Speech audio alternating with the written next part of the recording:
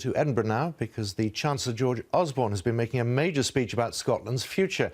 Mr Osborne says Scotland will not be able to retain the pound if it becomes an independent country. We can hear more of what he had to say. Nowhere are the risks to Scotland's economic security more apparent than in the debate about currency.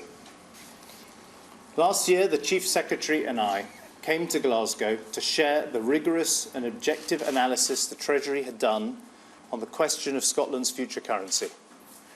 I said it was unlikely that an independent Scotland would be able to share the pound and share the Bank of England.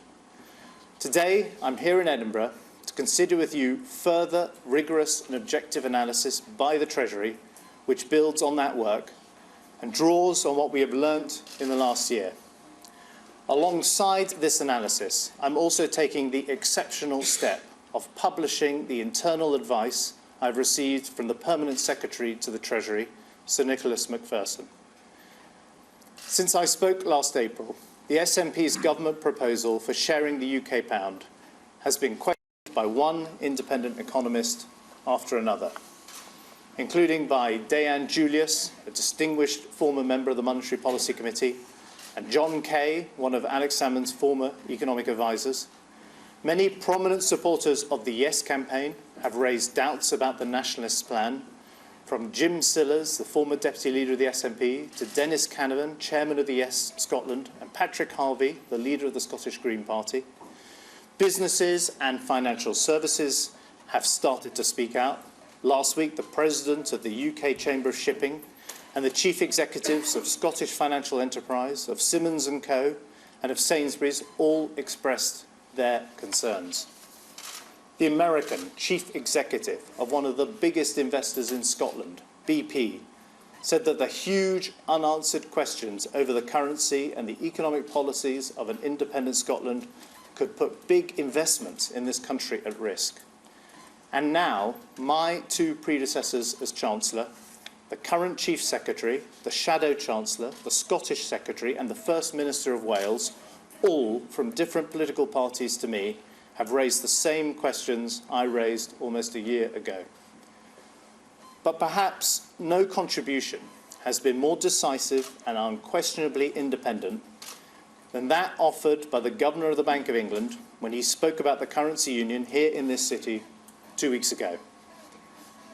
Dr. Mark Carney is a Canadian citizen who speaks for no side in this debate, but instead offered the people of Scotland and the people of the whole UK his technical and independent advice.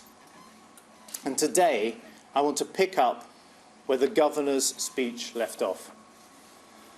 So it's worth recalling exactly what he said. He said that the existing UK has proved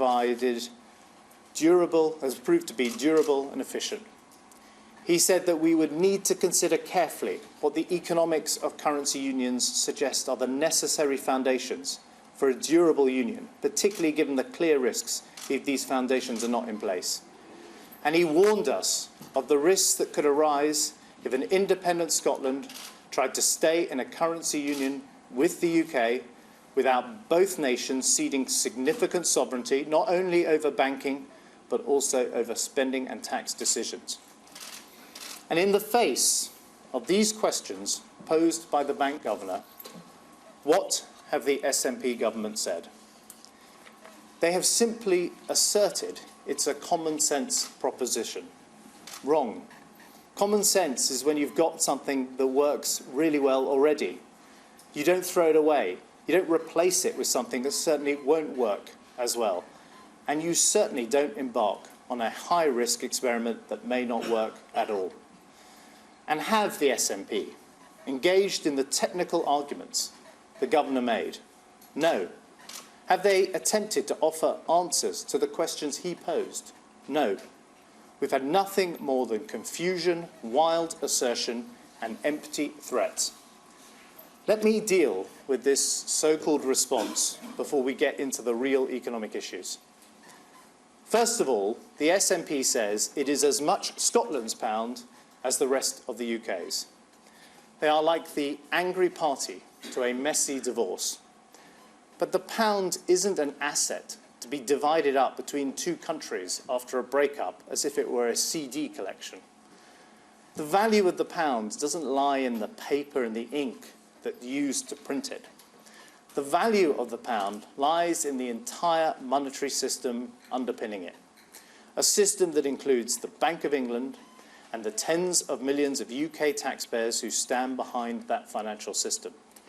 It is a system that is supported by political union, banking union, and automatic transfers of public spending across the United Kingdom. A vote to leave the UK is also a vote to leave these unions and those transfers and those monetary arrangements. That's part of the choice that people in Scotland are being asked to make.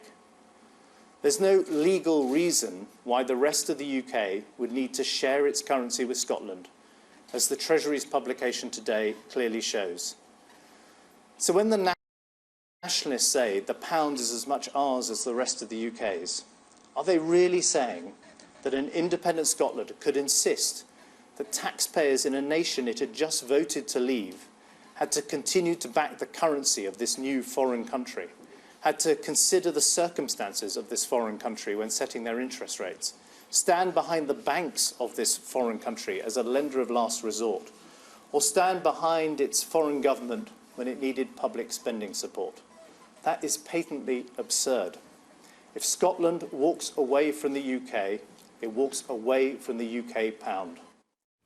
Well, that was the Chancellor George Osborne speaking a moment ago in Edinburgh. Our correspondent James Cook is in that news conference. The Chancellor is taking questions from journalists, and we'll talk to James a little later. And we'll be getting, of course, reaction from the SNP and others later in the day. Don't forget full